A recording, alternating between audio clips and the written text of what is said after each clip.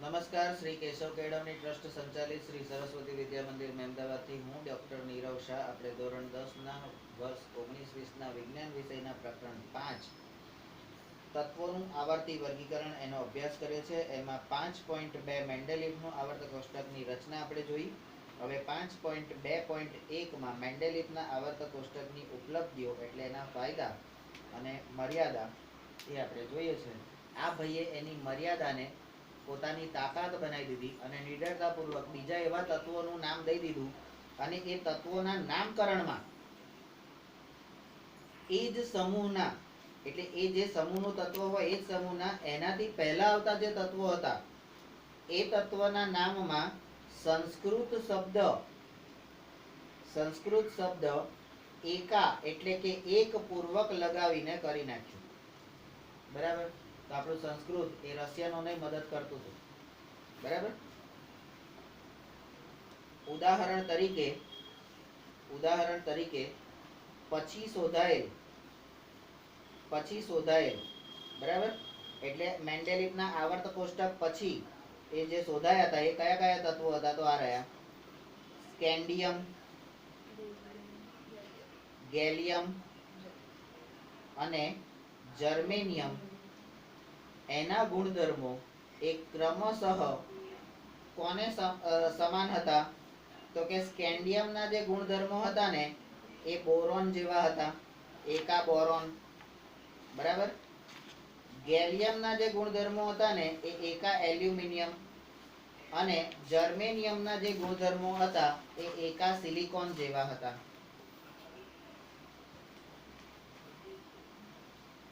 Number 9.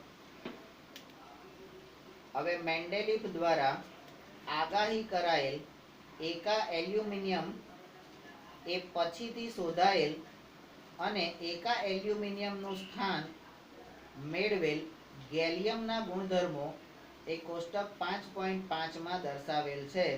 બરાબર. હવે કોષ્ટક 5.5 આપણા એકા એલ્યુમિનિયમ અને ગેલિયમ આ બે તત્વોના તમારા ગુણધર્મો અને એની અંદરની સમાનતા. બરાબર. તો ગુણધર્મ: પરમાણવીય દળ એકા એલ્યુમિનિયમનું પરમાણવીય દળ 68, ગેલિયમનું 69.7. એકા એલ્યુમિનિયમનું ઓક્સાઇડ સૂત્ર E2O3 અને ગેલિયમનું Ga2O3.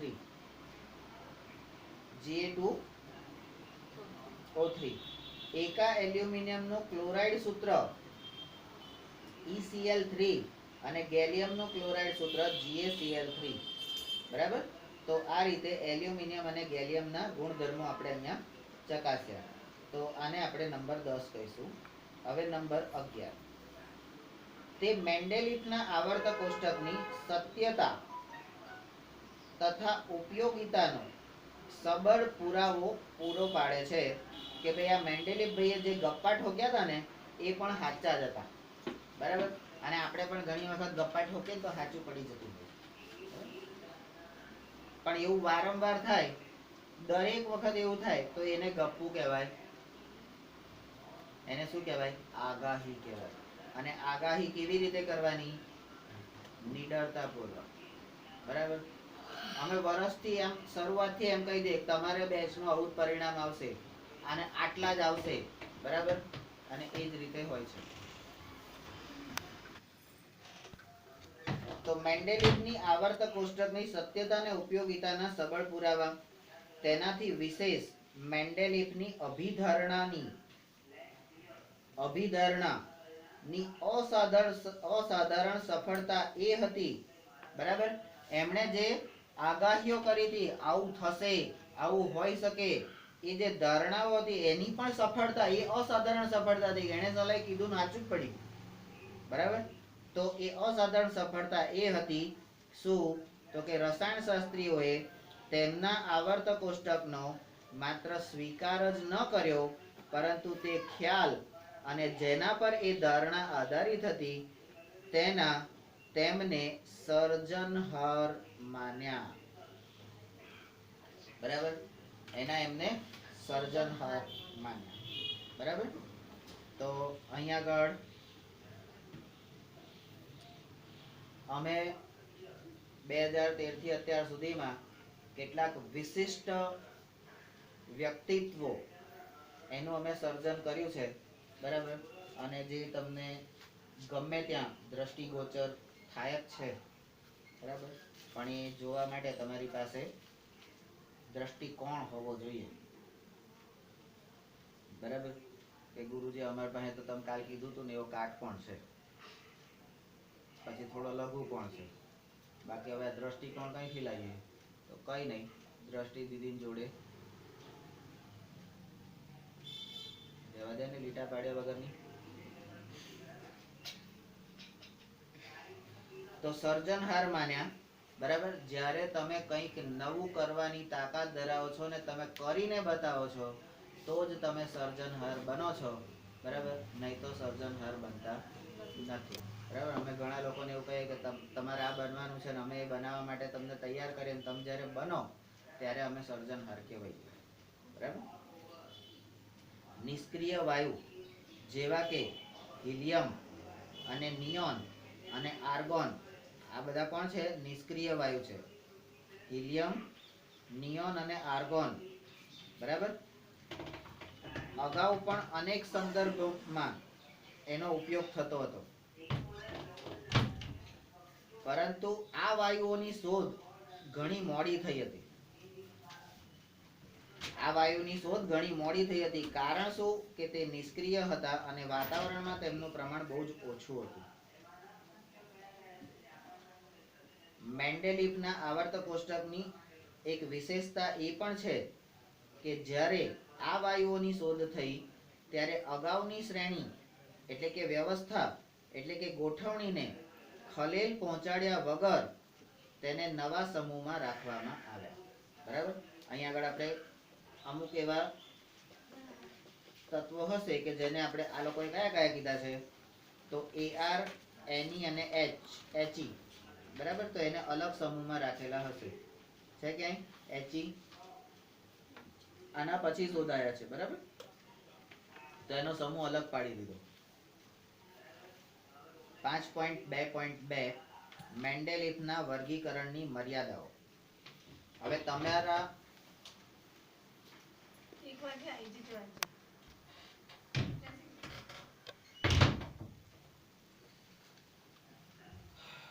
તો મેન્ડેલિફના વર્ગીકરણના કેટલાક ફાયદા હોય તો એવા એના ગેરફાયદા, દરેક માણસમાં આવું હોય જ. એના કેટલાક ફાયદા હોય તો કેટલાક ગેરફાયદા હોય, અને મારા જેવામાં ગેરફાયદા વધારે હોય, ફાયદા ઓછા હોય, બરાબર. તો લિમિટેશન્સ ઓફ મેન્ડેલિફ્સ ક્લાસિફિકેશન.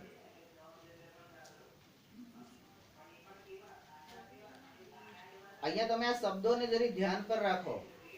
મેન્ડેલિફના વર્ગીકરણની મર્યાદાઓ એટલે વ્યક્તિ એટલે કે વૈજ્ઞાનિકની મર્યાદા છે, વિજ્ઞાનની કોઈ મર્યાદા નથી. વિજ્ઞાન એ અમર્યાદિત છે. વ્યક્તિની મર્યાદા છે કે એ ત્યાં સુધી પહોંચી શકતો નથી, બાકી પ્રકૃતિએ તમને બધું આપી દીધું છે, બરાબર. તો એની મર્યાદાઓ છે, મેન્ડેલિફની મર્યાદા છે. હાઇડ્રોજનની ઇલેક્ટ્રોનીય રચના એ આલ્કલી ધાતુને મળતી આવે છે. હવે એને આપીશ નહીં. આલ્કલી ધાતુની માફક આ હાઇડ્રોજન પણ હેલોજન, ઓક્સિજન અને સલ્ફર સાથે એક સમાન સૂત્ર ધરાવતા સંયોજનો બનાવે છે, અને જે અહીંયા ઉદાહરણમાં દર્શાવેલા છે. હાઇડ્રોજનના સંયોજનો, હાઇડ્રોજન ક્લોરાઇડ, HCl, H2O એટલે પાણી, અને H2S હાઇડ્રોજન સલ્ફાઇડ. તો એના સોડિયમ સાથે એટલે આ જ તત્વો સોડિયમ સાથે પણ કરી શકે છે. NaCl મીઠું, Na2O સોડિયમ ઓક્સાઇડ અને Na2S સોડિયમ સલ્ફાઇડ, બરાબર. નંબર 3, બીજી તરફ હેલોજનની માફક આ હાઇડ્રોજન પણ દ્વિપરમાણુય અણુ સ્વરૂપે અસ્તિત્વ ધરાવે છે, તેમજ તે ધાતુઓ અને અધાતુઓ સાથે સંયોજાઈ અને સહસંયોજક સંયોજનો બનાવે છે. પ્રવૃત્તિ 5.1 પ્રવૃત્તિ 5.1 ની અંદર હાઇડ્રોજનની આલ્કલી ધાતુઓ અને હેલોજન પરિવાર સાથેની સમાનતાને જોતા તેને મેન્ડેલિફના આવર્ત કોષ્ટકમાં યોગ્ય સ્થાન પર મૂકો. આ હાઇડ્રોજનને ક્યાં મૂકેલું છે? પહેલા સ્થાન ઉપર જ મૂકેલું છે. બરાબર. અને નંબર 2, હાઇડ્રોજનને કયા સમૂહ અને આવર્તમાં રાખવું જોઈએ? તો આ કર્યા પછી અવલોકન આપણે શું કરીએ છીએ? તો ચોક્કસપણે આવર્ત કોષ્ટકમાં આ હાઇડ્રોજનને નિશ્ચિત સ્થાન આપી શકાય નહીં. આ મેન્ડેલિફના આવર્ત કોષ્ટકની પ્રથમ મર્યાદા હતી. તો મેન્ડેલિફના આવર્ત કોષ્ટકની પહેલી મર્યાદા કઈ? તો હાઇડ્રોજનને કોઈ નક્કી સ્થાન આપી શકાતું નથી. નંબર 3, અને તે પોતાના આવર્ત કોષ્ટકમાં હાઇડ્રોજનને યોગ્ય સ્થાન આપી ન શક્યા. બરાબર, એ હાઇડ્રોજનને યોગ્ય સ્થાન આપી નતા શક્યા. નંબર 4, મેન્ડેલિફે તત્વોના આવર્તી વર્ગીકરણ આપ્યા બાદ લાંબા સમય પછી એમણે વર્ગીકરણ આપ્યું ને એના પછી ઘણા બધા વર્ષો પછી આ સમસ્થાનિકો શોધાયા. સમસ્થાનિકો શોધાયા. નંબર 5, તો ચાલો આપણે યાદ કરીએ. શું યાદ કરીએ? તો કે કોઈ પણ તત્વના સમસ્થાનિકોના રાસાયણિક ગુણધર્મો એ સમાન હોય છે, પરંતુ તેમના પરમાણ્વીય દળ જુદા હોય છે. એટલે સમસ્થાનિક કોને કહેવાય? બરાબર, તો એ વસ્તુ અહીંયા ધ્યાન ઉપર. સમસ્થાનિકોના ગુણધર્મો. પ્રવૃત્તિ 5.2 ક્લોરીનના સમસ્થાનિકો. આ ક્લોરીન ભાઈના સમસ્થાનિકો કોણ હતા? તો કે Cl35 અને Cl37. બરાબર. નંબર 2, તેના પરમાણ્વીય દળ જુદા જુદા હોવાથી શું તમે તેઓને અલગ અલગ જૂથમાં મૂકશો? પેલા મોકલ નાલા દીદી જોડે. ચાલુ કરી મોકલ. ચાલુ રાખો એમ કે ચાલુ.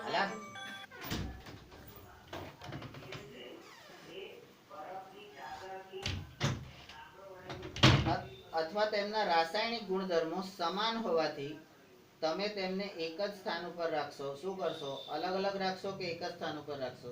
પ્રોબ્લેમ આવે. તો જે કર્યું એ અવલોકન. આમ બધા તત્વોના સમસ્થાનિકો એ મેન્ડેલિફના આવર્ત નિયમ માટે એક પડકાર હતો. નંબર 2, બીજી સમસ્યા એ પણ હતી કે એક તત્વથી બીજા તત્વ તરફ આગળ વધતા પરમાણ્વીય દળ એ નિયમિત રૂપથી વધતા ન હતા. બરાબર. અને નંબર 3, આથી એ અનુમાન લગાવવું મુશ્કેલ થઈ ગયું હતું કે બે તત્વો વચ્ચે કેટલા તત્વો શોધી શકાય છે. વિશેષ રૂપે જ્યારે આપણે ભારે તત્વોનો વિચાર કરીએ ત્યારે.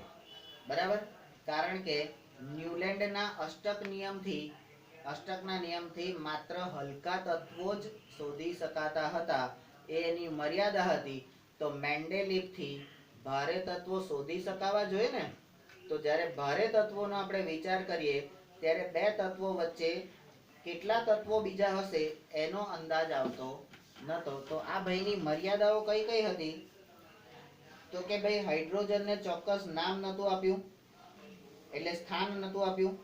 પછી સમસ્થાનિકો જુદા હોવાના કારણે આ સમસ્થાનિકોને કઈ જગ્યાએ મૂકવા એ પણ એક પડકાર હતો. પછી પરમાણ્વીય દળ એ નિયમિત રૂપથી આગળ વધતા નહોતા અને એના કારણે બે તત્વો વચ્ચે બીજા કેટલા તત્વો આવશે એ શોધી શકાતું નહોતું. અને આ તકલીફ ક્યારે પડતી? જ્યારે ભારે તત્વોનો વિચાર કરતા હતા ત્યારે. તો અહીંયા પણ મેન્ડેલિફથી પણ હલકા તત્વો શોધી શકાય છે. ભારે તત્વો શોધવાના હોય તો એની પણ મર્યાદા આવી જાય છે. બરાબર. કેટલી થઈ? 15.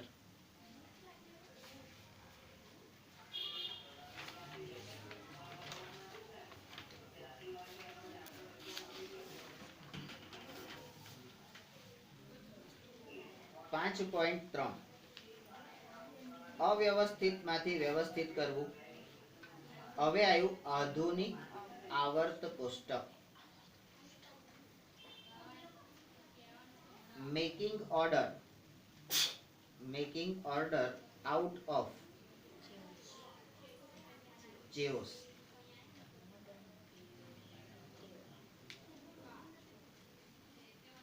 The modern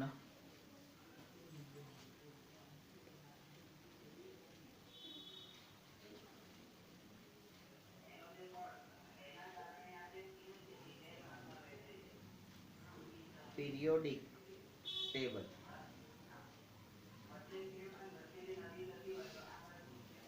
તો આખા પ્રકરણમાં ડોબરમેનના ત્રિપુટી કે ડોબરેનરની ત્રિપુટી, ડોબરેનરની ત્રિપુટી, નવી જમીનનો અષ્ટકનો નિયમ એટલે ન્યુલેન્ડનો અષ્ટકનો નિયમ, સોમવારના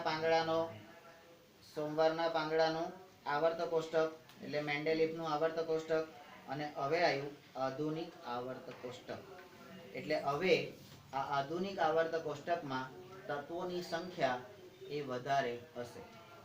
બરાબર, તત્વોની સંખ્યા વધારે હશે. તો આપણે આ ચાર વસ્તુ યાદ રાખવી હોય તો શું, તો કે ભાઈ ડોબરેનરની ત્રિપુટી, તો એમણે કેટલી આપી, કેટલા તત્વો એ વખતે હતા, તો કે આટલા. બરાબર, એમણે કયા આધાર ઉપર આપ્યું, તો કે આવી રીતે. બરાબર, ન્યુલેન્ડનો અષ્ટકનો નિયમ.